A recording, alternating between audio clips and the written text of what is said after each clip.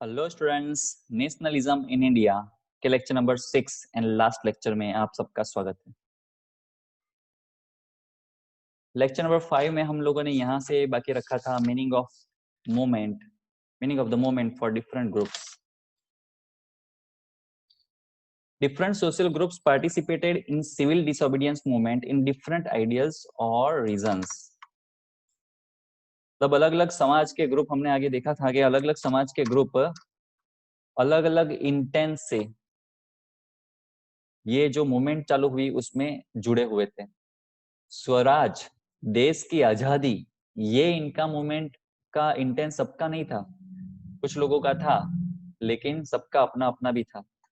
और rich peasants fight against high revenue. जो rich peasants थे, फार्मर्स थे रिच, तो उनको टैक्स रेवेन्यू बहुत लगता था। जो जमीन होती थी उसके ऊपर रेवेन्यू टैक्स देना पड़ता था ब्रिटिशर को।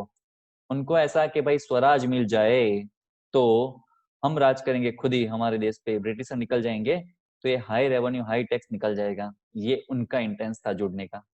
In the countryside, rich peasant communities like the Patidars of Gujarat and the Jats of Uttar Pradesh were active in the movement. These rich peasants became enthusiastic supporters of the civil disobedience movement. They organized their communities to participate in boycott programs, but they were deeply disappointed when the movement was called off in 1931 without the revenue rates being revised. तो दिया हुआ है यहाँ पर गुजरात में पाटीदार और उत्तर प्रदेश में जाट करके कम्युनिटी है, तो जिन्होंने बहुत ही एक्टिवली पार्टिसिपेट किया था ये मूवमेंट में। लेकिन फिर वो बहुत ही डिसअपॉइंट हुए जब 1931 में ये जो मूवमेंट है वो बंद कर दिया गया और रेट जो है रेवेन्यू रेट वो रिवाइज ना किए गए। For poorer peasants no rent movement. जो गरीब खेडूत थे, फार्मर थे, उनको कि भाई कोई रेंट ही ना भरना पड़े। As depression continued, the poor peasantry found it difficult to pay their rent to the landlords. Depression यानी मंदी। मंदी कंटिन्यू रही, डिप्रेशन कंटिन्यू रहा, तो जो गरीब खेडूत थे उनके लिए मुसीबत हो गई अपनी जमीन का भाड़ा देना। They joined a variety of radical movements often led by socialists and communists in the hope that they would not have to pay the rent any further. बहुत सारी रेडिकल मूवमेंट उन लोगों ने ज्वाइन की, सोशलिस्ट एंड कम्युनिस्ट लोगों की, इस आशा से कि उनको रेंट आगे ना भरना पड़े। तो Congress was unwilling to support no rent campaign in most places as it would upset the interest of the rich peasants and landlords. Congress ने नो रेंट मूवमेंट में सपोर्ट नहीं किया क्योंकि उससे जो रिच पीजेंट्स एंड लैंडलॉर्ड थे उसका इंटरेस्ट अपसेट हो रहा था, मतलब उनका स्वार्थ पूरा नहीं हो रहा था। So the relationship between the poor peasants and the Congress remained uncertain.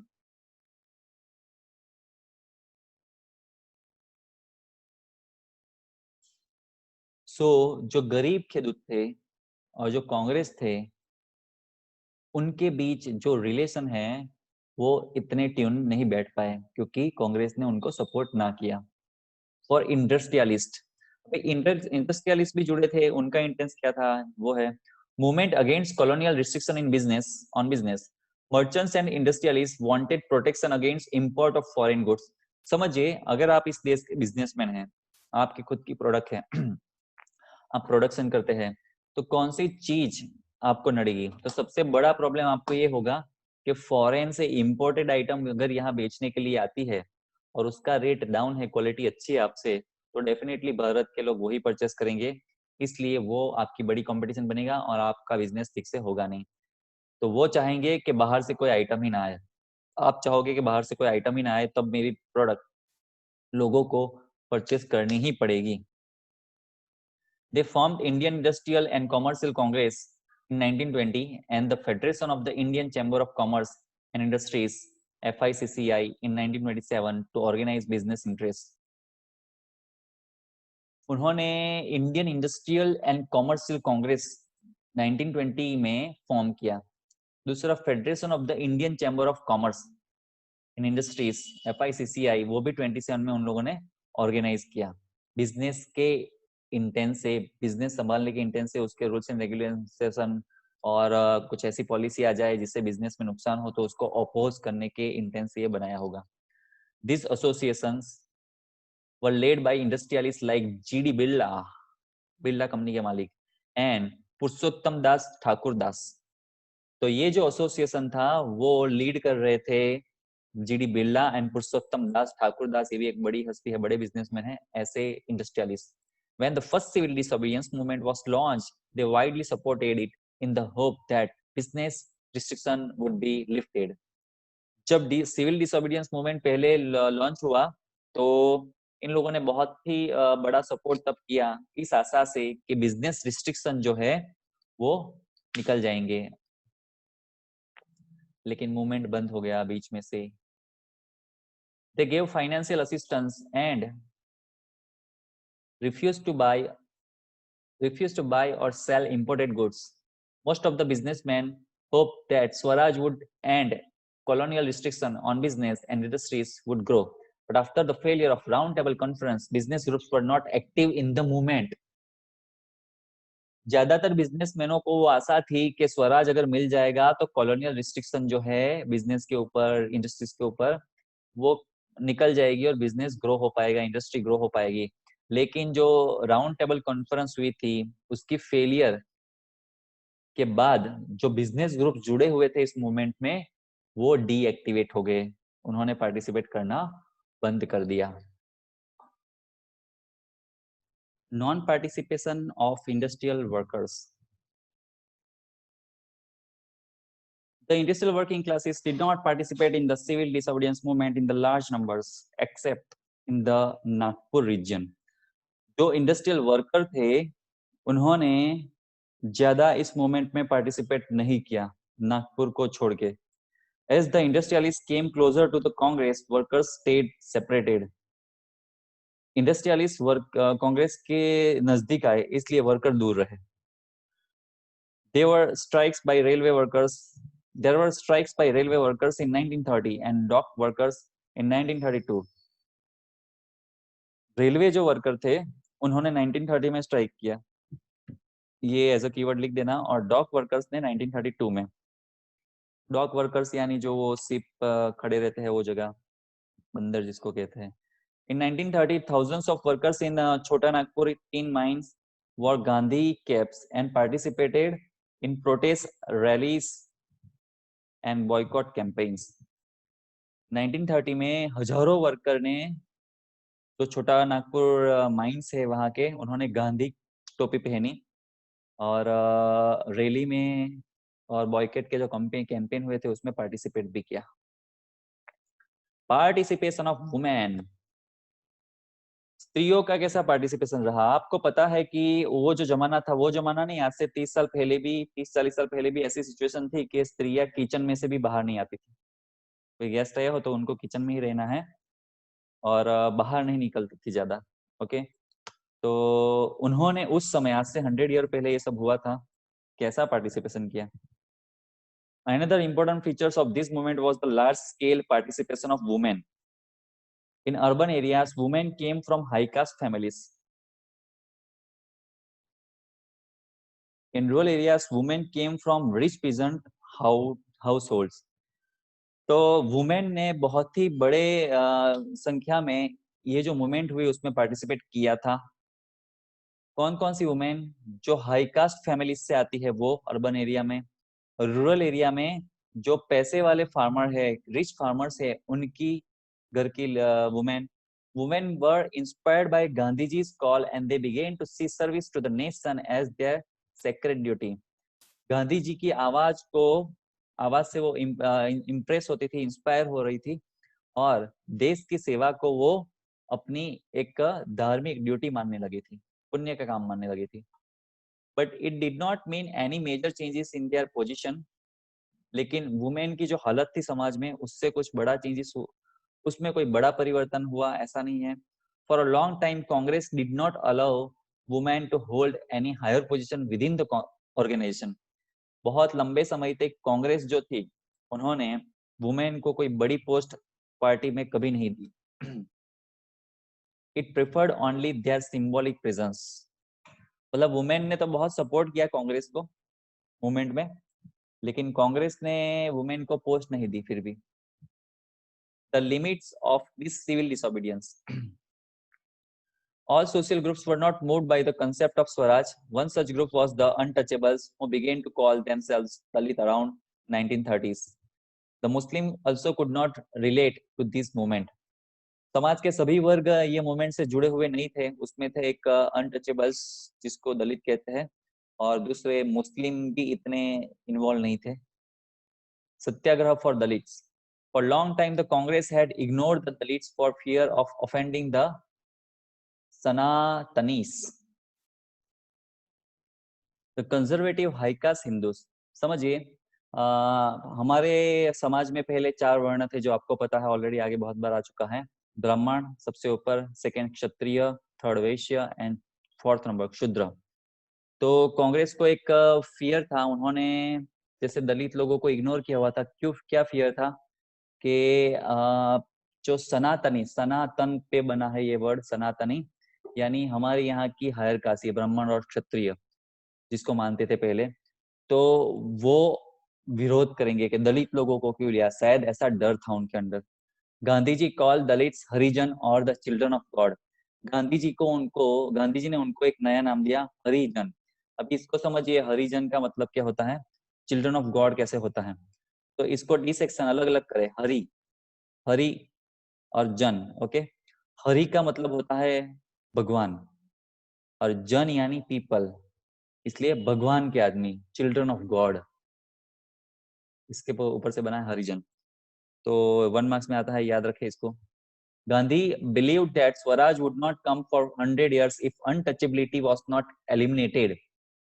Gandhi ji ऐसा मानते थे कि स्वराज मिलेगा नहीं 100 साल तक, अभी तक, जब तक अनटचेबिलिटी दूर ना की जाए।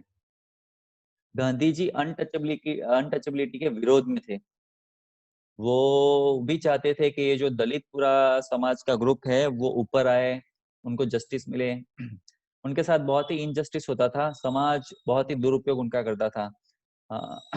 ऑलरेडी हम 8 में बहुत सारा इसके बारे में सीख चुके हैं। मंदिर में उनको एंटर नहीं होने देते थे, स्कूलों में एंट्री नहीं थी आसानी से, गंदगी साफ करवाने का काम करते थे। ये सभी प्रकार की लो लेवल के काम इनके पास करवाए जाते थे, और उनको ग्रो होने का कुछ चांस ही नहीं था समाज में। ऐसी पूरी सिस्टम डेवलप की थी हमारे समाज ने, तो गांधी जी भी उसके विरोध में थे। Gandhi ji organized Satyagraha for the Harijans to secure their entry into temples and access to public wells, tanks, roads and schools।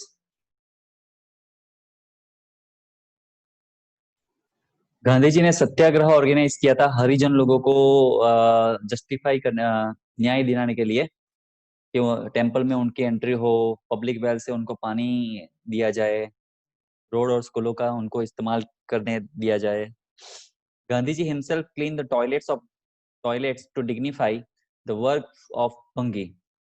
Gandhi ji खुद टॉयलेट साफ करते थे, वो इनका काम रहता था, स्वीपर्स का, लेकिन उनके मान में वो खुद साफ करते थे कि हम भी कर सकते हैं, उनके ऊपर डालने की जरूरत नहीं है। Gandhi ji urge the upper class to change their mindset regarding the untouchables. Gandhi ji ने अपर क्लास को बहुत रिक्वेस्ट की कि आप अपना माइंडसेट अनटचेबल के प्रति बदले। Stand of Dalit leaders. Dalit leaders wanted a different political solution to the problem of their community. जो दलित लीडर थे वो अपनी कम्युनिटी के लिए कुछ और ही सॉल्यूशन चाहते थे। They demanded reserved seats in educational institutions and a separate electorate that would choose Dalit members for legislative councils। वो चाहते थे कि एजुकेशनल इंस्टीट्यूट में, यानी स्कूलों कॉलेजों में, उनके लिए रिजर्व सीट रखी जाए, और उनके लिए reserve seats lower house, upper house, legislative body, वो सभी में भी उनके लिए रिजर्व सीट रखी जाए। Doctor B R Ambedkar organise the Dalits into the depressed class association in 1930। His views differed with Mahatma Gandhi at the second round table conference by demanding separate electorates for Dalits। उनके जो view थे B R Ambedkar के, वो गांधी से अलग थे। उन्होंने अलग इलेक्टोरेट्स की डिमांड की, लेकिन गांधी जी उसके विरोध में थे, क्योंकि उससे देश के टुकड़े होते ऐसा उनको लगता था। और ये जो डॉक्टर बी आर आम्बेडकर है वो दलित के मेन लीडरों में से एक थे न्याय दिलाने के लिए। When the British government admitted Ambedkar's demand, Gandhiji began a fast unto death. जब ब्रिटिश गवर्नमेंट भी तैयार हो गई आम्बेडकर की डिमांड पूरी करने के लिए, तो गांधी जी ने उपवास चालू कर दिए, मरणोत्तर उपवास, यानी मरे नहीं तब तक उपवास चालू रहेंगे, या तो मेरी डिमांड पूरी करो या मैं मर जाऊंगा उपवास करके। Gandhi ji believed that separate electorates for Dalits would slow down the process of their integration into the main society. Gandhi ji को ऐसा लगता था कि ऐसा सेपरेट इलेक्टोरेट्स मिलेगा अगर दलित लोगों को, यानी रिजर्व सीट मिलेगी, तो इससे जो इंटीग्रेशन होना चाहिए, दलित लोग मिक्स हो जाने चाहिए हमारे समाज में, जैसे अलग है ही नहीं ऐसा, तो वो हो नहीं पाएगा आसानी से। Ambedkar ultimately accepted Gandhiji's position and as a result Pune Pact of September 1932 was signed. Ambedkar भी मान गए गांधी जी की बात और 1932 में पूना पैक्ट फिर साइन किया गया। It gave the depressed classes reserve seats in provincial and central legislative council. उसके हिसाब से जो डिप्रेस क्लास है, तो दलित है, उनको रिजर्व सीट दी जाएगी provincial and central legislative council में, but they were to be voted in by the general electors, लेकिन उनको वोट मिलना चाहिए जनरल इलेक्शन में। हिंदू मुस्लिम क्लेश, हिंदू मुस्लिम के झगड़े। Some of the Muslim political organizations in India rarely participated in the civil disobedience movement. कुछ मुस्लिम पॉलिटिकल ऑर्गेनाइजेशन थी जिन्होंने सिविल डिसोबीडियंस मूवमेंट में रेयरली पार्टिसिपेट किया, नहीं किया मतलब ज्यादा। After the decline of non cooperation and Khilafat movement, a large section of Muslims felt separated from the Congress. Non cooperation movement and खिलाफत मूवमेंट बंद होने के बाद एक बहुत बड़ा मुस्लिम का जो वर्ग था, उनको ऐसा लगने लगा कि हम कांग्रेस से जैसे अलग है। From the mid 1920 the Congress came to be more visibly associated with openly Hindu religious nationalist groups like the Hindu Mahasabha. Mid 1920 के आसपास कांग्रेस हिंदुओं से और हिंदू लोगों के ग्रुप से ज्यादा जुड़ी हुई दिखने लगी। As relation between Hindus and Muslim worsened, Hindu-Muslim communal clashes and riots occurred in various cities.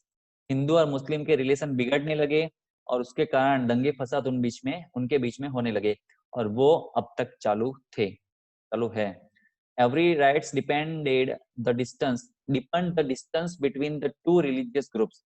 और जितने दंगे होते गए उतने दो ग्रुपों के बीच में डिस्टेंस बढ़ता गया। In 1930, Sir Muhammad Iqbal, the president of Muslim League, demanded the importance of separate electorates for Muslims. पहले दलित लोगों की डिमांड उठी, अभी उनकी भी उठी। सर मोहम्मद इकबाल करके जो प्रेसिडेंट ऑफ मुस्लिम लीग के थे, उन्होंने अलग से इलेक्टोरेट्स की डिमांड की मुस्लिम लोगों के लिए। He thought it would safeguard their minority political interests. उनको लगा कि मतलब मुस्लिम जो लोग हैं उनकी संख्या कम है, तो माइनॉरिटीज में आते हैं, तो माइनॉरिटीज को मेजोरिटी कम्युनिटी डोमिनेट करती है, तो हम माइनॉरिटी का सेफगार्ड के लिए जरूरी है, ऐसा उनको लग रहा था। He justified the Muslim demand for the creation of a Muslim India within India. उन्होंने ये बात प्रूव करने की ट्राई की कि इंडिया के अंदर एक मुस्लिम इंडिया होना चाहिए, मतलब अलग से देश की डिमांड इनडायरेक्टली की होगी, जो फिर उन्होंने पाकिस्तान करके लिया भी। Difference between Hindu Mahasabha and Muslim League. So Congress and Muslim League made efforts to talk again for unity. In 1927, it appeared that such a unity could be possible. Congress and Muslim league ने try की वापस बातचीत करने की unity के लिए, क्योंकि जैसे टूट चुके थे दोनों। 1927 में ऐसा लगा भी कि यूनिटी हो पाएगी। The only difference between Congress and Muslim League was on the representation in the future assemblies that were to be elected.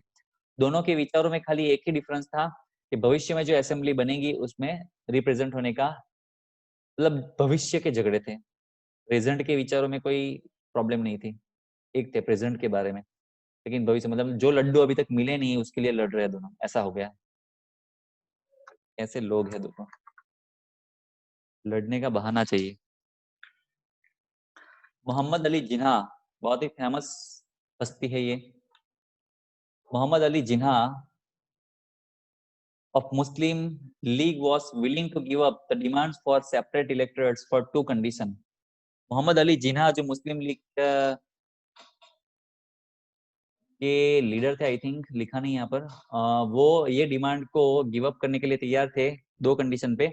Muslim were assured reserved seats in the central assembly, central assembly में मुस्लिम को भी reserve seat दी जाए। Representation would be in the proportion to the population in Muslim dominated provinces, Bengal and Punjab. Representation है वो population के proportion के हिसाब से होना चाहिए जो मुस्लिम डोमिनेटेड इलाके है उसमें। बाय एग्जांपल समझिए कि अगर पूरे देश में मुस्लिम लोगों की संख्या 25% है, इतनी नहीं है लेकिन मान लो कि 25% है, तो जो रिजर्व सीट है मतलब 100 सीट है अगर असेंबली में, तो उसमें से 25 मुस्लिम के लिए रिजर्व रखनी है, तो उसको बोलते हैं प्रोपोर्शन में, पॉपुलेशन के प्रोपोर्शन में। But all hope of resolving the issue at the all parties conference in 1928 disappeared when Mr. Jaikar of the Hindu Mahasabha strongly opposed effort at compromise. लेकिन ये सभी आशा 1928 में मर गई जब मिस्टर जयकर हिंदू महासभा के जो लीडर होंगे उस समय, उन्होंने अपोज किया कि ऐसा तो कोई कॉम्प्रोमाइज हम करेंगे नहीं। When the civil disobedience movement started, there was thus an atmosphere of suspicion and distrust between the two communities. जब सिविल डिसोबीडियंस मूवमेंट शुरू हुई तो उस समय ये दो कम्युनिटी के बीच शंका, अविश्वास का एटमॉस्फेयर खड़ा हुआ। Muslim leaders were concerned about the minority status in India. They thought that their culture and identities would be submerged under the domination of Hindu majority. समझिए, अगर स्वराज मिल गया तो हमारे हाथ में इंडिया आ जाएगा, उसमें हिंदू लोग ज्यादा है, 85% हिंदू, तो मुस्लिम लोगों को ऐसा लगा कि हम तो कम है, तो हिंदू लोग मिलके डोमिनेट कर लेंगे और हमारा जो कल्चर है, हमारी जो आइडेंटिटी है, वो जैसे उनके अंदर डूब जाएगी, सबमर्ज हो जाएगी, हम तो जैसे खो ही जाएंगे, ऐसा उनको डर था। तो ब्रिटिशर के अंडर में ऐसा नहीं हुआ था, ऐसा उनको लगता था हमारी आइडेंटिटी सबमर्ज नहीं हुई थी ब्रिटिशर के अंडर में, लेकिन हिंदुओं के हाथ में देश आ जाएगा तो ऐसा हो जाएगा, ऐसा एक डाउट था, क्योंकि हिंदू मुस्लिम का झगड़ा होता रहता था।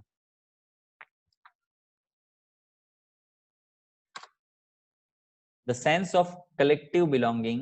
Nationalist movements spread when people belonging to different regions and communities began to develop a sense of collective belongingness. Undoubtedly, this sense of collective belongingness developed through the experience of united struggles.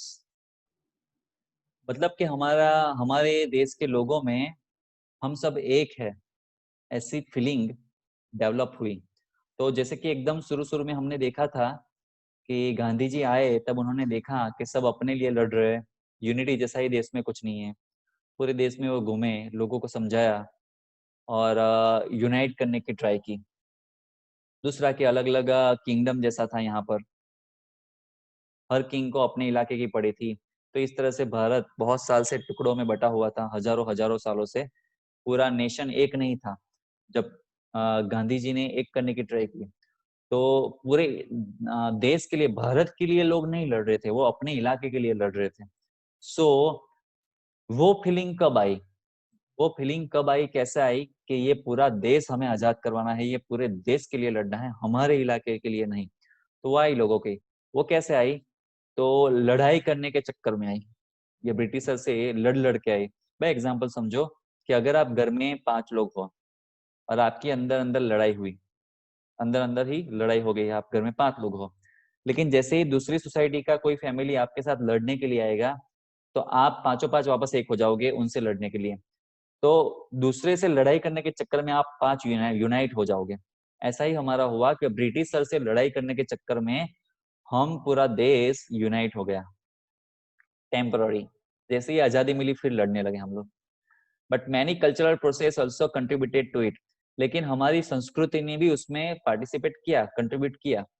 History हमारी, fiction, folklore, songs, popular print, symbols, तो हमारे देश का इतिहास, लोकगीत, फिर कुछ print, कहानियां, ये जो सब थी हमारे हिस्ट्री की, वो सब चीजों ने भी बहुत कंट्रीब्यूट किया। वो बता रहा था कि हम सब जैसे एक ही हैं।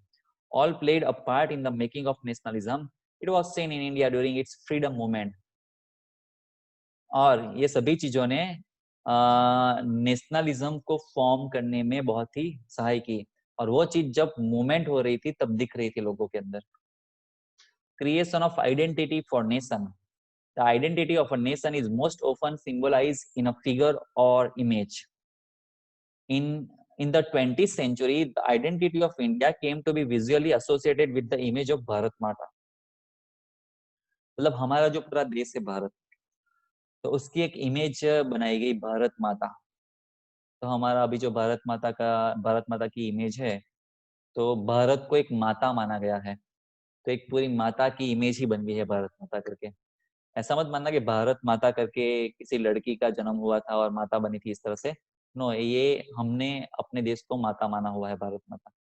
This image of Bharat Mata was first created by Bankim Chandra Chattopadhyay in 1870. तो ये इमेज जो बनाई थी वो बंकिम चंद्र चट्टोपाध्याय ने बनाई थी 1870 में। 1 मार्क्स में आता है, याद रखें। When he wrote Vande Mataram for our Motherland, जब उन्होंने वंदे मातरम लिखा था, ये भी याद रखें। Later this song included in his novel Anandamath and widely sung by the freedom fighters. फिर उन्होंने ये अपने नॉवेल में भी लिखा गीत, और फ्रीडम फाइटर्स इसको बहुत यूज करते थे, गाते थे। The image of Bharat Mata was first painted by Abanindranath Tagore.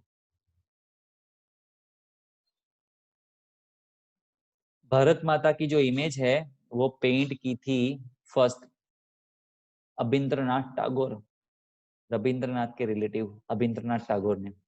Later, the image acquired many different forms as it was drawn by different artists. फिर उसके अलग अलग फॉर्म्स डिजाइन हुए, क्योंकि बहुत सारे आर्टिस्ट ने उसको बनाया, मतलब अलग अलग इमेज में थोड़ा थोड़ा चेंजेस करके सबने बनाया।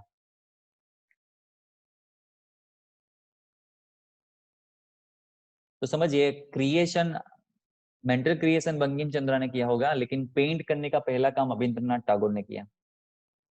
Development of nationalism through folklore. Indian folk songs and folk tales sung by bad wandering poets played an important role for making the idea of nationalism. This gave true picture of traditional culture which was corrupted by foreigners. तो हमारे जो भारतीय लोकगीत है वो गाए जाते थे, घूम घूम के गाते थे गाँव में लोग। पहले पूरा ऐसा सिस्टम था, और कुछ ना कुछ प्रोग्राम में भजन मंडली ये सब जो रहता था उसमें भारत के लोकगीत सालों से गाए जाते थे। This gave true picture of traditional culture, और उससे हमारे देश का रियल जो ट्रेडिशनल पिक्चर है वो रिप्रेजेंट होता था, which was corrupted by foreigners, और वो पूरा सिस्टम ये फॉरेनर्स लोगों ने ब्रेक कर दिया। In Bengal Rabindranath Tagore and in Madras Natesa Sastry collected massive collection of folk tales and songs which led the movement for folk revival. जो रविंद्रनाथ टैगोर थे और नतेसा शास्त्री थे, उन्होंने ऐसे बहुत सारे folk tales and songs collect किए बड़े पैमाने पे, जिससे वो वापस रिवाइव हो सका, मूवमेंट फॉर folk रिवाइवल।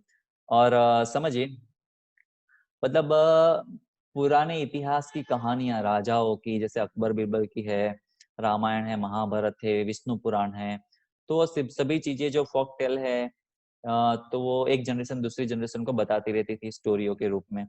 वो सब धीरे धीरे ब्रेक होने लगा था ब्रिटिशर के अंडर में, मुगल्स के अंडर में, ब्रिटिशर के अंडर में ज्यादा ऐसा हुआ। तो वो वापस रिवाइव करने का काम इन लोगों ने किया, लेकिन एक्चुअली वापस वो डिस्कनेक्ट, अभी टेक्नोलॉजी के कारण वापस ये जो लास्ट 20-30 ईयर्स है उसमें ब्रिटिशर ने जितना नहीं बिगाड़ा था उतना इस टेक्नोलॉजी ने बिगाड़ दिया है अभी तो। Designing of national flag. During the Swadeshi movement, a tricolour red, green and yellow flag was designed in Bengal. It had 8 lotuses representing 8 provinces and crescent moon representing Hindus and Muslims. तो स्वदेशी movement के दरमियान tree colour flag red green and yellow design किया गया बंगाल में, और उसमें 8 lotus थे जो 8 प्रोविंसेस को रिप्रेजेंट करते थे। मतलब हमारा जो पूरा देश था वो 8 प्रोविंसेस में बटा हुआ था। पहले तो 8 से भी कम थे जब हम आजाद हुए, फिर धीरे धीरे इतने सारे स्टेट और यूनियन टेरिटरीज बन गए, तो उस चीज को रिप्रेजेंट करने का काम करता था। By 1921, Gandhi ji had designed the Swaraj flag. 21 में गांधी जी ने एक स्वराज का फ्लैग डिजाइन किया। It was a tree color having spinning wheel. उसमें ट्री कलर थे और स्पिनिंग व्हील थे, चक्र है जो बीच में। In the center, representing the Gandhian ideals of self-help. Carrying this three-color flag, red, green, and white, holding it overhead during marches became a symbol of challenge for Britishers. तो जब movement ये सब होता था तब इस फ्लैग को साथ में लेके लोग जाते थे, और ये जैसे एक सिंबल ही बन गया ब्रिटिशर को चैलेंज करने का। फिर तो हमारा फ्लैग ही बन गया ये। Nationalism through Indian Asian history, another means of creating feeling of nationalism was explaining the meaning of history again. Nationalism की फीलिंग क्रिएट करने का दूसरा एक रास्ता ये था कि हमारी हिस्ट्री वापस हमें समझाई जाए, बताई जाए कि हम कैसे सोने की चिड़िया हुआ करते थे। और अभी the nationalist writers urged the readers to take pride in India's great achievements in the past and struggle to change the miserable condition of life under British rule. जो हमारे नेशनलिस्ट थे और राइटर थे, नेशनलिस्ट राइटर थे, वो लोगों को मतलब ऐसे आर्टिकल्स और बुक छाप के लोगों को कहते थे कि भाई हमारा जो इतिहास था भारत का, तो उसके प्रति हमें गर्व होना चाहिए, और अभी जो हमारी पुअर कंडीशन हो गई है ब्रिटिशर के अंडर में, उसको हमें चेंज करने का प्रयत्न करना चाहिए। Unification of people involved some problems. When the past that was being glorified was Hindu and the image celebrated were taken from Hindu iconography, the people of other communities felt left out. जब इतिहास के गुणगान गाए गए और उसमें ज्यादातर हिंदुओं की बात थी, क्योंकि हिंदू धर्म सबसे पुराना धर्म है, हजारों साल पुराना, तो डेफिनेटली उसकी स्टोरिया ज्यादा थी, तो दूसरे कुछ वर्गों को अच्छा नहीं लगा, अच्छा नहीं लगेगा। कंक्लूजन, चैप्टर फिनिश हो गया। The growing anger against the colonial government brought together various groups and classes of Indians into a common struggle for freedom in the first half of the 20th century. Colonial government जो थी, British government, उसके against में जो गुस्सा था, उससे बहुत सारे सोशल ग्रुप्स एंड क्लासेस जो थे वो एक हुए ब्रिटिशर से लड़ने के लिए 20th सेंचुरी में। However, different expectations of diverse groups pose a constant threat to unity. लेकिन अलग अलग ग्रुप के जो एक्सपेक्टेशंस थी वो अलग अलग थी, इसलिए हमारी यूनिटी को, देश की यूनिटी को हमेशा खतरा बना रहा और आज भी है। तो Congress under the leadership of Mahatma Gandhi tried to channel people's suffering into organized and united movement for independence. Congress Gandhi ji के अंडर में लोगों की जो सफरिंग थी, प्रॉब्लम्स थे, उसको यूनाइट करके, चैनलाइज करके एक मूवमेंट के लिए यूज करने की, स्वतंत्र भारत बनाने के लिए उन सबको एक करके मूवमेंट करने की फुल ट्राई कांग्रेस ने की गांधी जी के अंडर में, लीडरशिप में। तो ये पूरे चैप्टर पर से आपको पता चला होगा कि हमें जो आजादी मिली वो आसानी से नहीं मिली।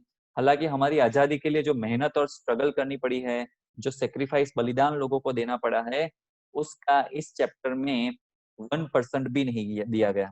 1% भी मैं बोलूंगा तो अतिशय हो जाएगा, इससे भी कम इसमें दिया गया है। उससे ज्यादा लोगों की बलि चढ़ी है, अपना जीवन कुर्बान किया है, बहुत मुसीबत, बहुत ही स्ट्रगल में से लोग पास हुए हैं इस देश को आजाद करने के लिए। और हम जो जनरेशन है वो, हमें ये आजादी मुफ्त में मिली हुई है, क्योंकि हमारी जनरेशन 47 के पहले नहीं थी। हम जब पैदा हो चुके थे तब तो ऑलरेडी देश आजाद होके सेट भी हो चुका था। सो जिसने आजादी में कंट्रीब्यूट नहीं किया वो जनरेशन को इसकी वैल्यू भी नहीं है, ऐसा हो गया है। इसलिए हम लोगों को इसकी वैल्यू नहीं है, लेकिन जब हम हमारे इतिहास को जानेंगे तो वैल्यू होने लगेगी इस फ्रीडम की। और हमें वैल्यू ना होने के कारण हम लोगों ने इस फ्रीडम का बहुत ही दुरुपयोग किया है। जितनी नेक्स्ट जनरेशन आती जा रही है, वो जो ये फ्रीडम मिली है देश में, उस फ्रीडम का दुरुपयोग ज्यादा कर रही है, क्योंकि उन्होंने खुद लड़ाई करके देश को आजाद नहीं करवाया ना, गुलामी उन्होंने देखी नहीं है। तो आपको ये देखना है कि आपसे वो गलती ना हो जाए, और इस फ्रीडम का ग्रोथ के लिए, प्रोग्रेस के लिए, देश को आगे बढ़ाने के लिए, समाज को आगे बढ़ाने के लिए आप इस्तेमाल करो। अपने को तहस नहस करने के लिए और देश को तहस नहस करने के लिए इस फ्रीडम का हमसे गलती से इस्तेमाल ना हो जाए, उसका हमें ध्यान रखना है। फिर मिलेंगे नए चैप्टर के साथ, तब तक के लिए गुड बाय।